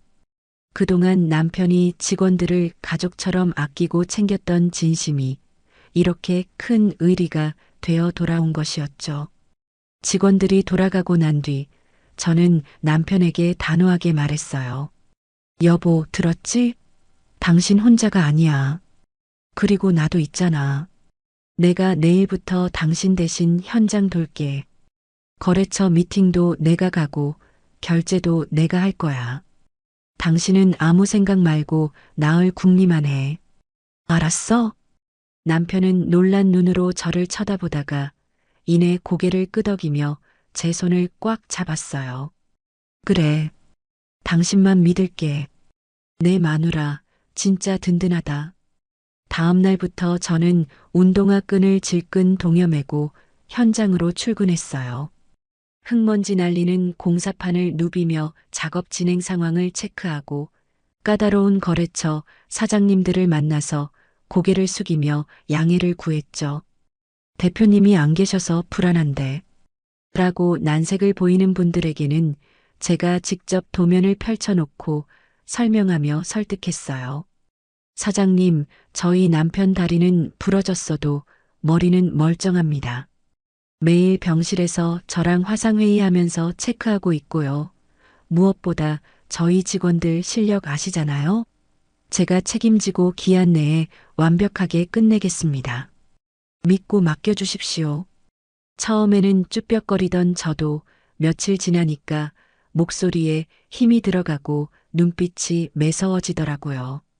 낮에는 현장에서 소리 지르며 지휘하고 밤에는 병원으로 가서 남편 병간호를 하는 강행군이었지만 하나도 힘들지 않았어요. 오히려 우리가 함께 일궈온 이 회사를 지켜야 한다는 사명감에 에너지가 솟구쳤죠. 일주일쯤 지났을까요? 병실에서 남편과 늦은 저녁을 먹는데 남편이 숟가락을 내려놓고 저를 그윽하게 바라보더라고요. 여보, 나 이번에 다치고 나서 깨달은 게 있어. 뭔데? 몸 조심해야겠다? 그것도 그렇지만 나 인생 헛살지 않았구나 싶어. 당신, 장인어른, 장모님, 그리고 우리 직원들. 내가 쓰러지니까 다들 자기 일처럼 나서서 도와주잖아. 예전엔 내가 모든 걸 짊어져야 한다고 생각했는데 그게 아니었어. 나한테는 이렇게 든든한 내 편이 있었어. 남편의 고백에 가슴이 뭉클해졌어요. 과거 효자병에 걸려 가족에게 착취당하면서도 인정받지 못해 외로워했던 남편은 이제 없었어요. 사랑받고 존중받고 함께하는 기쁨을 아는 남자가 되어 있었죠. 그래. 그러니까 이제 혼자 다 하려고 하지 마. 퇴원하면 시스템부터 싹 바꾸자. 직원들한테 권한도 좀 넘겨주고 당신은 경영에만 집중해. 우리 오래오래 건강하게 일해야지. 남편은 제 말에 깊이 공감하며 고개를 끄덕였어요. 위기라고 생각했던 이번 사고가 오히려 우리 부부의 신뢰를 확인하고 회사의 시스템을 재정비하는 전화위복의 계기가 된 셈이었죠. 남편은 병상에 있는 동안 경영 관련 책도 읽고 앞으로 회사를 어떻게 키워나갈지 구체적인 청사진을 가리기 시작했어요. 드디어 2달간의 입원 생활을 마치고 남편이 퇴원하는 날이 왔어요. 아직 목발을 짚어야 했지만 표정만은 그 어느 때보다 밝고 건강해 보였죠. 직원들이 병원 앞까지 마중 나와서 꽃다발을 건네주고 친정 부모님은 집에서 갈비찜을 해놓고 기다리고 계셨어요. 아이고, 우리 김 대표 살 빠진 것 좀 봐. 어서 와서 밥 먹자. 온 가족이 둘러앉아 웃음꽃을 피우며 식사를 하는데 이게 바로 천국이구나 싶더라고요. 남편은 갈비를 뜯으며 집밥이 최고다, 처가가 최고다를 연발했고요. 모든 시련이 끝나고 이제 다시 꽃길만 걸을 일만 남았다고 생각했어요. 그런데 평화는 예고 없이 깨지는 법인가 봐요.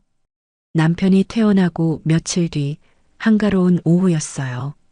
남편은 거실 소파에 앉아 깁스한 다리를 주무르며 재활 운동을 하고 있었고 저는 옆에서 사과를 깎고 있었죠.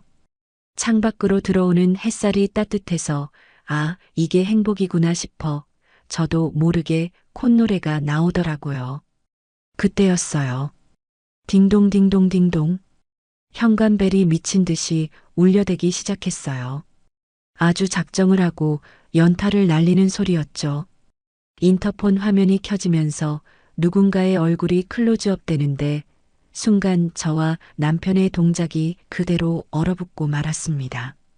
화면 속에는 헝클어진 머리에 초라한 행색을 한 시어머니가 서 있었어요. 눈은 퀭하고 입가엔 도끼가 서려 있는 게 마치 지옥에서 온 사자 같았죠. 품에는 낡은 보따리 하나를 품고 있었고요. 문 열어. 너네 안에 있는 거 다 안다. 인터폰 너머로 시어머니의 악을 쓰는 목소리가 생생하게 들려왔어요. 3년 전 우리에게 소금을 뿌리며 연 끊자고 했던 그 목소리였죠. 남편은 사색이 되어 인터폰 화면을 뚫어지게 쳐다봤어요. 엄마가 여길 어떻게 해? 아, 문 안 열어? 나 다 알고 왔다. 큰아들 다리 다쳤다고 어미가 걱정돼서 왔는데 문 좀 박대할 셈이냐? 시어머니는 현관문을 쾅쾅 두드리며 고래고래 소리를 질렀어요. 복도에 쩌렁쩌렁 울리는 그 소리에 옆집 개까지 지저대기 시작하더라고요. 과도를 쥔 제 손이 부들부들 떨리기 시작했어요. 3년 동안 연락 한 번 없다가 우리가 잘 산다는 소문 듣고 아니 남편 다쳤다는 핑계로 이 타이밍에 나타난 저희가 뻔했으니까요. 여보, 어떡하지? 경찰 부를까? 제가 겁에 질려 묻자 남편이 깊은 한숨을 내쉬며 깁스한 다리를 힘겹게 일으켜 세웠어요. 그리고는 결심한 듯 비장한 표정으로 목발을 짚었어요. 아니야. 경찰 부르면 시끄러워져. 내가 나갈게. 이제 정말 끝을 볼 때가 됐어. 여보, 위험해. 당신 다리도 불편한데. 걱정 마. 나 이제 예전에 그 바보 같은 김인석 아니야. 내 가족, 내 아내, 그리고 나 자신을 위해서라도 이번엔 내가 직접 마무리 지을 거야. 당신은 내 뒤에 있어. 남편의 눈빛에서 서늘한 냉기가 뿜어져 나왔어요. 더 이상 엄마라는 이름 앞에 무조건 순종하던 효자는 없었죠. 오직 가족을 지키려는 가장의 단호함만이 남아 있었어요. 남편은 절뚝거리며 현관으로 걸어가 인터폰의 통화 버튼을 눌렀어요. 누구세요? 남편의 차가운 목소리에 시어머니가 흠칫 놀라는 듯 하더니 이내 다시 악을 쓰며 대문짝을 걷어찼어요.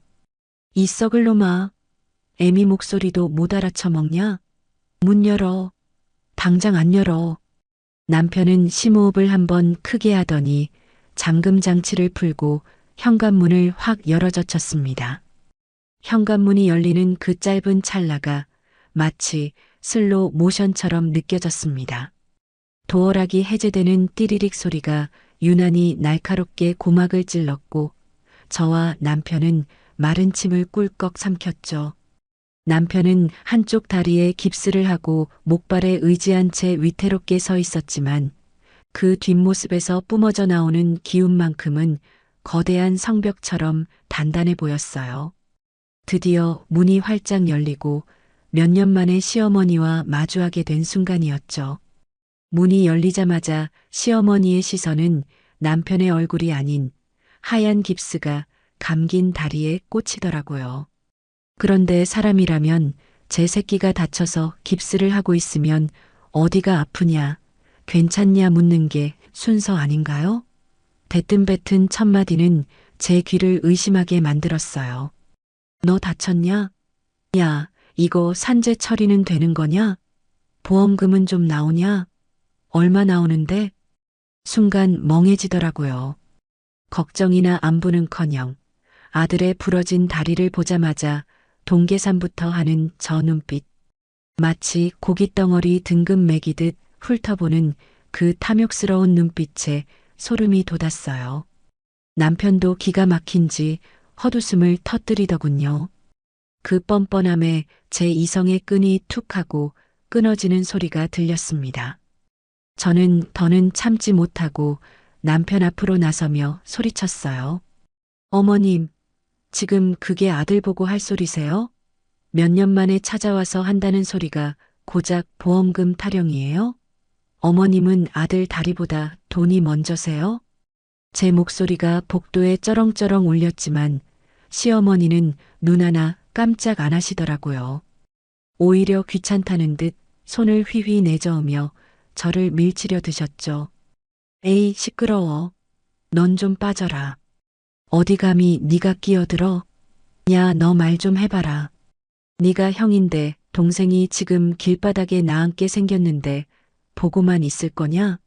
너희는 이렇게 좋은 아파트 살면서 동생은 빚쟁이한테 쫓겨다니는데 잠이 오냐고. 시어머니는 특유의 그 형님 노릇 프레임을 씌우며 남편의 죄책감을 자극하려 들었어요. 예전 같았으면 남편은 고개를 숙이고 죄송해요라며 어쩔 줄 몰라 했겠죠. 하지만 지금은 달랐습니다. 남편은 싸늘하게 식은 눈으로 시어머니를 내려다보며 아주 낮고 차분한 목소리로 입을 열었어요. 어머니. 그 한마디에 서슬 퍼런 냉기가 흘러서 시어머니도 흠칫하며 입을 다무시더라고요. 착각하지 마세요. 저는 어머니 아들도 아니고 그 녀석 형도 아닙니다. 저는 3년 전에 어머니가 돈 없다고 버린 자식입니다. 어머니 가족은 어머니가 평생 애지중지 키운 막내 하나뿐이잖아요. 왜 남한테 와서 행패세요? 남편의 말은 비수처럼 정확하게 시어머니의 폐부를 찔렀어요. 시어머니는 얼굴이 붉어져서 씩씩거리시더니 예전처럼 고함을 지르며 남편의 가슴팍을 밀치셨어요. 이 썩을 놈이. 그래도 내가 널 낳고 키우면서 들인 공이 얼만데. 네가 누구 덕에 이만큼 컸는데. 옛날엔 칭찬받고 싶어서 안 달랠 땐 언제고 이제 와서 쌩까냐. 돈 좀 벌었다고 애미를 무시해. 시어머니는 남편의 가장 아픈 과거, 사랑받고 싶어서 발버둥 쳤던 그 찌질했던 시절을 들춰내며 공격했어요. 그 말을 듣는 순간 제 가슴이 욱신거렸는데 남편은 눈 하나 깜짝하지 않고 정색하며 받아치더라고요. 맞아요. 저 칭찬 한번 듣고 싶어서 개처럼 일해서 돈 갖다 바쳤죠. 엄마가 웃어주면 세상을 다 가진 것 같았으니까. 근데 제가 제일 힘들 때 어머니가 뭘 하셨어요? 돈 없으면 꺼지라고 소금 뿌리면서 연 끊자면서요. 기억 안 나세요? 남편의 눈에 물기가 어리는 듯 했지만 목소리는 흔들리지 않았어요. 그 눈물은 슬픔이 아니라 지난 세월에 대한 회한과 분노였을 거예요. 하지만 시어머니는 그 말에도 아랑곳하지 않고 막무가내로 나오셨습니다. 부모 자식 간의 연이 그리 쉽게 끊어지냐. 그때는 내가 홧김에 그런 거지. 당장 돈 내놔. 가족 좋다는 게 뭐냐. 네 동생 죽는 꼴 보고 싶어서 그래. 있는 놈이 좀 베풀면 덧나냐. 시어머니는 악을 쓰며 신발을 신은 채로 집 안으로 들어오려고 발버둥을 치셨어요. 그 탐욕스러운 눈빛은 마치 굶주린 하이에나 같았죠. 남편이 목발로 현관을 딱 가로막으며 차갑게 비웃었어요. 가족이요? 엄마가 3년 전에 연 끊자고 했을 때 내 가족들은 다 죽었어요. 지금 제 가족은 여기 있는 제 아내, 그리고 장인어른, 장모님뿐입니다. 뭐라? 핏줄이 어디 가겠냐? 피는 물보다 진한 법이야. 시어머니가 남편의 옷자락을 붙잡고 뻔뻔하게 매달리는데 정말이지 역겨워서 토가 나올 것 같더라고요. 핏줄? 필요할 때만 찾는 게 무슨 핏줄이고 가족일까요? 저는 더 이상 보고만 있을 수 없어서 핸드폰을 꽉 쥐고 앞으로 나섰어요. 그리고 시어머니의 눈을 똑바로 쳐다보며 그동안 가슴속에 담아뒀던 말을 팩트 폭격으로 날렸습니다. 아줌마, 가족 같은 소리 하지 마세요. 어디서 가족 타령이에요? 큰아들이 평생 뼈 빠지게 번 돈 다 뺏어가서 작은아들한테 퍼주고 정작 큰아들이 죽게 생겼을 땐 1,000만 원도 안 빌려줘 놓고 무슨 염치로 이러세요? 양심이 있으면 이럴 수 없죠. 아니, 짐승도 제 새끼는 안 버려요. 아줌마, 너 인연이 미쳤구나. 어디서 시애미한테 눈을 부라리고 바락바락 대들어. 시어머니가 제 머리채를 잡으려고 손을 뻗었지만 남편이 그 손을 거칠게 쳐냈어요. 짝! 소리가 날 정도로 강하게요. 내 아내한테 손대지 마세요. 그리고 다시는 이 사람한테 며느리 취급하지 마세요. 당신 며느리 아니니까. 남편의 서슬 퍼런 기세에 눌려 시어머니가 주춤거리시더니 바닥에 주저앉아 통곡을 하기 시작했습니다. 아이고, 내 팔자야. 자식 키워봤자 소용없다더니. 그래도 내가 널 낳아준 애미다. 낳아준 은혜도 모르는 천하의 불효자놈. 아파트 사람들이 들으라는 듯 악을 쓰며 우는 시어머니를 보며 남편은 지긋지긋하다는 듯 고개를 저었어요. 그리고 마지막 쐐기를 박는 한마디를 던졌죠. 나 낳아준가. 그동안 다 갚았어. 동생 대학비, 유학비, 합의금, 엄마 생활비. 계산해 보니까 5억은 넘게 들였더라고요. 그 정도면 낳아준 값 갚고도 남았잖아요. 이제 더 이상 볼 일 없으니까 가세요. 남편은 문을 닫으려고 했어요. 하지만 시어머니는 문틀을 손으로 꽉 잡고 버티며 악다구니를 썼어요.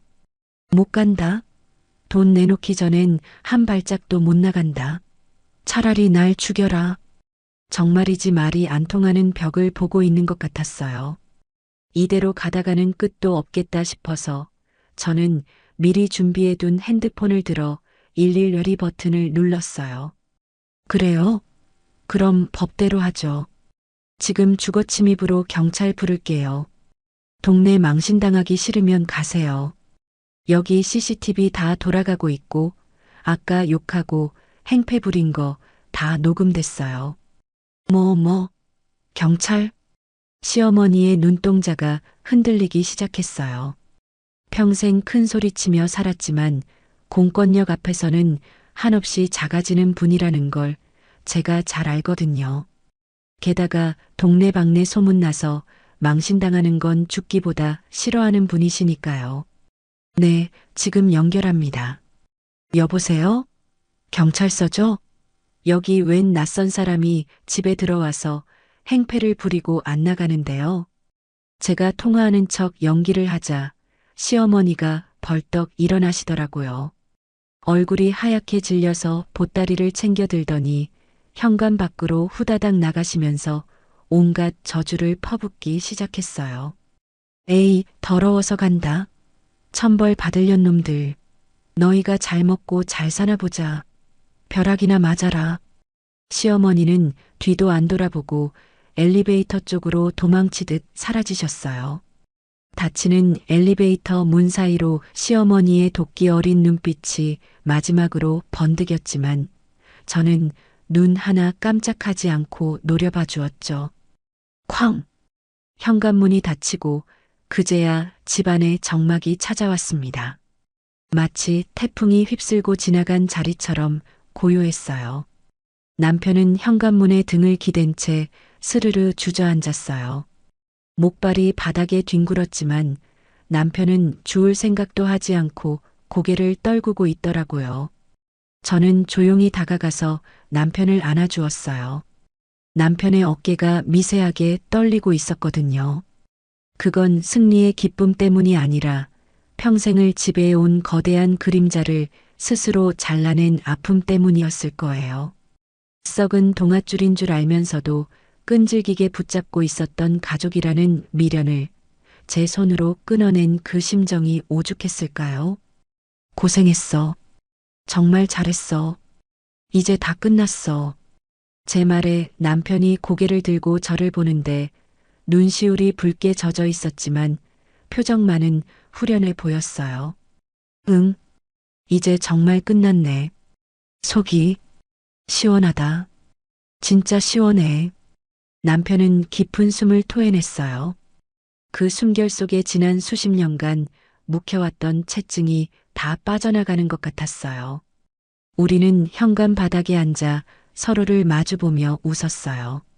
씁쓸하지만 그 어느 때보다 자유롭고 홀가분한 웃음이었죠.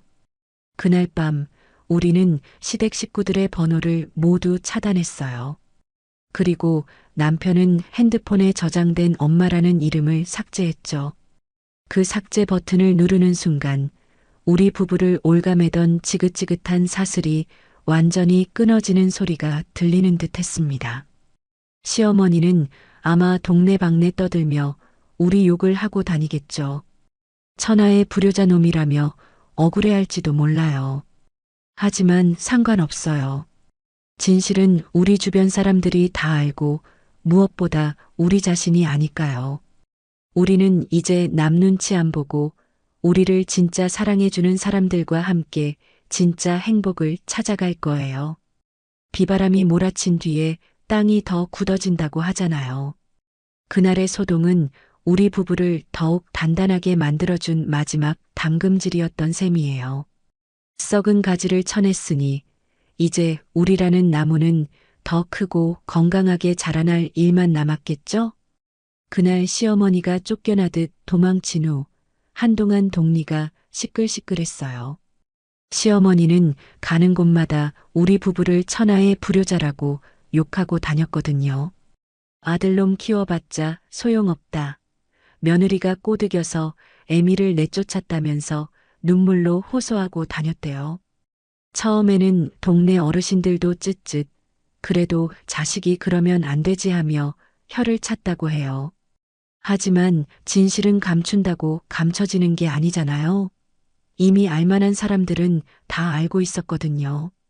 남편이 결혼 전부터 월급 통째로 갖다 바친 호구 효자였다는 사실, 시어머니가 그 돈으로 막내 아들만 싸고 돌며 호의호식했다는 사실, 그리고 결정적으로 우리가 가장 힘들 때 소금 뿌리며 내쫓았다는 그 패륜적인 과거가 동네방네 소문이 나버린 거죠. 오히려 시장통 아주머니들이 시어머니 등 뒤에서 수군거리기 시작했어요. 아유, 저 할망구 봐라. 큰아들 피 빨아먹고 버리더니 꼴 좋다. 양심도 없지. 1,000만 원 빌려달라는데 연 끊자고 했다며? 그래놓고 아쉬우니까 찾아와? 나라면 쪽팔려서 못 다녀. 결국 시어머니는 동네에서 고개를 들고 다닐 수 없을 정도로 망신살이 뻗쳤어요. 사람들의 따가운 시선을 견디다 못해 두문불출하게 되었고요. 그리고 들리는 소식에 의하면 동선에는 결국 야반도주를 했다고 해요. 빚쟁이들이 밤낮으로 찾아와서 문을 두드리고 협박을 해대니까 견디다 못해 새벽에 짐 싸서 어디론가 튀어버린 거죠. 시어머니가 담보로 내줬던 집은 경매로 넘어가 버렸고요. 평생을 모아 장만하셨던 그 집이 하루아침에 남의 손에 넘어가 버린 거예요. 오갈 데 없어진 시어머니는 보증금 500에 월세 30짜리 낡은 단칸방으로 밀려나셨대요. 햇빛도 잘 안 들어오는 곰팡이 핀 지하방에서 하루 종일 라면으로 끼니를 때우며 신세 한탄이나 하고 계신다는 소식을 들었어요. 막내 아들은 연락 두절이고 며느리는 도망가고 큰아들은 본인이 내쳤으니 그야말로 자업자득이라는 말이 딱 들어맞는 비참한 말로였죠. 그 소식을 전해 들은 날 남편은 베란다에서 한참 동안 먼 산을 바라보더라고요. 표정이 묘했어요.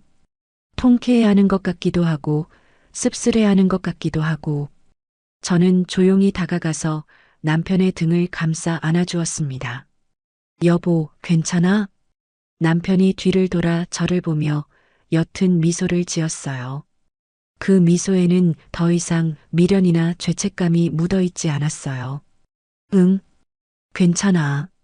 아니, 솔직히 말하면 속이 다 시원하다. 이제 정말 끝이구나 싶어서.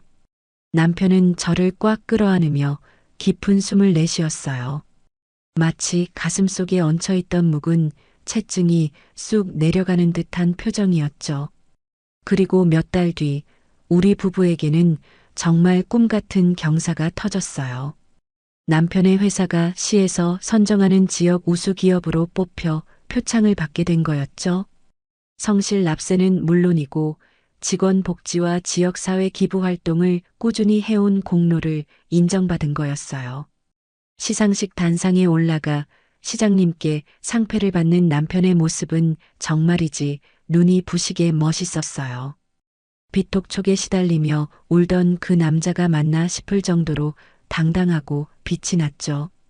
우리는 친정 부모님을 모시고 시내에서 제일 근사한 호텔 뷔페에서 축하 파티를 열었어요. 부모님은 시상식 사진을 보시며 입이 귀에 걸리셨죠. 아이고, 우리 사위 최고다. 내 평생 이런 호강을 다 해보네. 김서방, 정말 고생 많았네. 아빠는 연신 남편의 어깨를 두드리며 자랑스러워하셨고 엄마는 우리 딸이 남자 보는 눈은 있어라며 제 손을 꼭 잡아주셨어요. 아빠가 기분이 좋으셨는지 와인 잔을 높이 드시며 건배 제의를 하셨어요. 자, 우리 김서방. 아니지, 이제 내 아들이지. 낳은 정보다 기른 정이 무섭다지만 나는 자니가 내 친아들보다 더 귀하네. 우리 가족이 되어줘서 고맙네. 아버님. 남편은 울컥했는지 눈시울을 붉히며 잔을 부딪혔어요. 아버님 사랑합니다. 저를 아들처럼 걷어주시고 믿어주셔서 정말 감사합니다. 평생 효도하겠습니다. 허허, 이 사람아. 효도는 무슨. 자네들끼리 알콩달콩 잘 사는 게 효도야. 자, 마시자. 쨍그랑하고 와인잔 부딪히는 소리가 청아하게 울려 퍼졌어요. 그 소리가 마치 우리 가족의 새로운 시작을 알리는 종소리처럼 들렸죠. 남편이 그렇게 행복하게 웃는 모습은 처음 보는 것 같았어요. 아, 이게 진짜 가족이구나. 조건 없이 믿어주고 잘 되면 내 일처럼 기뻐해주는 사람들. 이게 진짜 사랑이구나. 그날 밤 호텔방에서 남편과 저는 나란히 누워 창밖의 야경을 바라보며 도란도란 이야기를 나눴어요. 여보, 나 다짐한 게 있어. 뭔데? 또 일 벌이려고? 제가 장난스레 묻자 남편이 제 손을 잡으며 진지하게 말했어요. 우리 나중에 늙어서 자식한테 절대 짐 되지 말자. 그리고 만약 아이가 둘 이상 생겨도 절대 편애하지 말자. 내가 겪어보니까 편애는 사랑이 아니라 폭력이더라. 당하는 자식 가슴에 평생 지워지지 않는 멍을 남기는 폭력. 남편의 목소리에 묻어나는 아픔이 느껴져서 가슴이 찡했어요. 평생 차별받으며 자란 상처가 얼마나 깊었으면 저런 말을 할까 싶어서요. 그래. 우리 꼭 그러자. 우리는 부모님한테 받은 사랑 그대로 자식한테 물려주는 그런 부모가 되자. 알았지? 우리는 손가락을 걸고 약속했어요. 그 약속은 단순한 다짐이 아니라 과거의 아픈 고리를 끊고 새로운 사랑의 역사를 쓰겠다는 선언이었죠. 그리고 1년 뒤 우리에게 찾아온 가장 큰 선물. 바로 사랑스러운 아이가 태어났어요. 남편을 쏙 빼닮은 아들이었죠. 남편은 갓 태어난 아이를 조심스럽게 안아들고는 세상을 다 가진 듯 벅찬 표정으로 속삭였어요. 아가야, 아빠한테 와줘서 고마워. 아빠는 너한테 바라는 거 하나도 없어. 네가 건강하게만 자라주면 돼. 아빠가 너한테 든든한 버팀목이 되어줄게. 절대 흔들리지 않는, 언제든 기댈 수 있는 그런 아빠가 되어줄게. 남편의 눈에서 굵은 눈물이 뚝뚝 떨어져 아이의 볼을 적셨어요. 그 눈물은 과거의 서름이 아니라 미래를 향한 희망과 책임감의 눈물이었죠. 저는 그 모습을 보며 확신했어요. 이 사람은 절대 시어머니 같은 부모가 되지 않을 거라고. 우리 아이는 사랑이 넘치는 가정에서 구김살 없이 자라게 될 거라고요. 요즘 우리 집 거실에는 매일 웃음꽃이 만개합니다. 주말이면 남편은 아이를 목마 태우고 거실을 뛰어다니고 저는 그 옆에서 배를 잡고 웃으며 사진을 찍어주느라 바빠요. 친정 부모님도 자주 놀러 오셔서 손주 재롱에 박장대소하시는데 그 웃음소리가 온 집안을 가득 채울 때면 아, 이게 진짜 사람 사는 집이구나 싶어 가슴이 뭉클해지곤 합니다. 반면에 건너 들리는 시어머니의 소식은 참 인생무상이라는 말을 실감하게 해요. 들리는 말로는 그 좁고 어두컴컴한 지하 단칸방에서 전기장판 하나의 의지에 식은 밥에 물을 말아 드신다는데 평생 그렇게 아끼고 모아서 막내 아들에게 퍼부어준 결과가 고작 이거라니. 참 허무하지 않나요?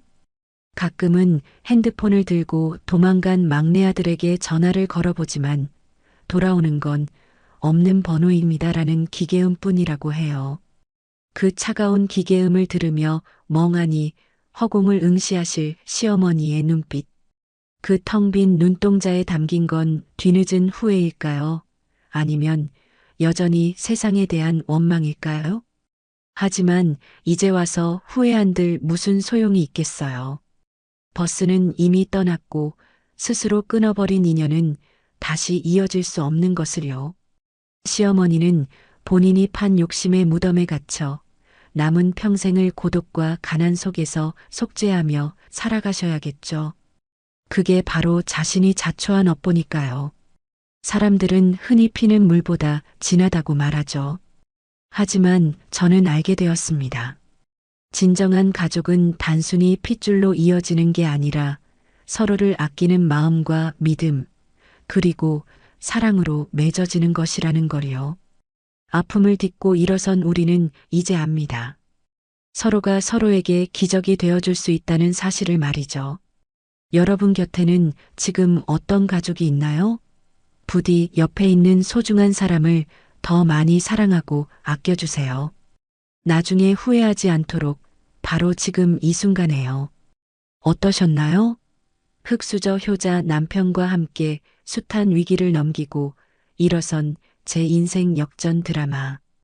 고구마 먹은 듯 답답했던 가슴이 좀 뚫리셨나요? 저희 부부의 이야기가 힘든 시기를 보내고 계신 누군가에게 작은 위로와 희망이 되었으면 좋겠습니다. 지금까지 저희 부부의 긴 사연을 들어주셔서 정말 감사합니다. 여러분의 가정에도 늘 웃음과 행복이 가득하기를, 그리고 어떤 시련이 와도 사랑으로 이겨내시기를 저도 진심으로 응원할게요. 감사합니다. 네, 오늘 들려드린 사연 어떠셨나요? 평생을 효자라는 굴레에 갇혀 가족에게 착취당했던 남편, 그리고 그런 남편을 사랑으로 일으켜 세운 아내분의 이야기였습니다. 사연을 읽는 내내 저도 가슴이 답답했다가 또 뻥 뚫렸다가를 반복했는데요. 특히 가족은 핏줄이 아니라 사랑으로 맺어지는 것이라는 마지막 말이 참 깊은 울림을 주네요. 우리는 종종 가족이니까 라는 이유로 서로에게 너무 많은 희생을 강요하거나 당연하게 상처를 주기도 합니다. 하지만 진짜 가족은 서로의 짐을 대신 져주는 게 아니라 함께 나누어지고 서로가 넘어지지 않게 지탱해주는 존재가 아닐까요? 비바람이 몰아쳐야 땅이 더 단단해지듯 힘든 시련을 이겨내고 이제는 누구보다 단단한 사랑의 결실을 맺은 두 분의 앞날에 이제는 정말 따뜻한 햇살만 가득 비추기를 진심으로 기원합니다. 여러분도 지금 곁에 있는 소중한 사람의 손을 한 번 더 꼭 잡아주는 하루가 되셨으면 좋겠습니다. 힘든 시간을 버텨내고 멋진 인생 역전 드라마를 써내려간 사연자님께 응원의 댓글을 남겨주세요. 큰 위로가 돼줄 거예요. 오늘도 끝까지 함께 해주셔서 감사합니다.